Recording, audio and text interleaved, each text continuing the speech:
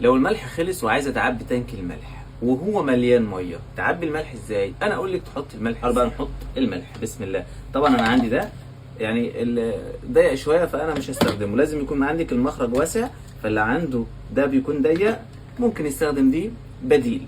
بسم الله نبدا نفك. بسم الله. ايوه طبعا زي ما انتم شايفين مليان ميه، ده طبيعي.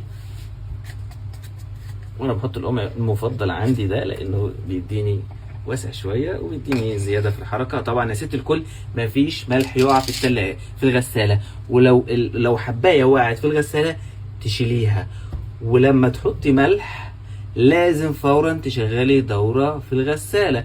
بمعنى ما تحطيش الملح الا اذا انت بتبقي عارفه ان انت هتشغلي الغساله. بسم الله.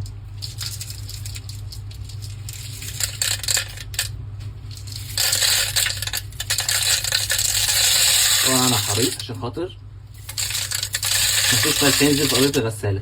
ده ميه بتطلع ده عادي جدا، مفيش اي مشكله لان التانك مليان ميه عادي يا ست الكل.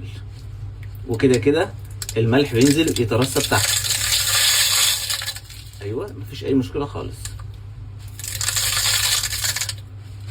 وبعد ما حطينا الملح معلقه سيليكون او معلقه خشب نقلب بيه الملح، لان ناس كتير بتشتكي لما بحط الملح اللمبه مش بتنطفي، علشان خاطر انت ممكن بس تحركيه كل حاجه تبقى تمام. نقلبه الملح بقى كده.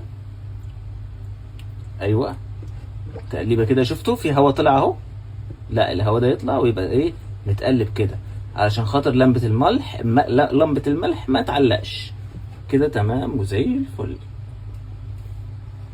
اقفل بقى ايه الغطا كويس عشان خاطر الجلدة السوداء دي هي اللي بتمنع المية اللي بملح تطلع. نقفله كويس ونتأكد انه ما بيسربش. ايوه كده تمام ان شاء الله مفيش اي تسريب.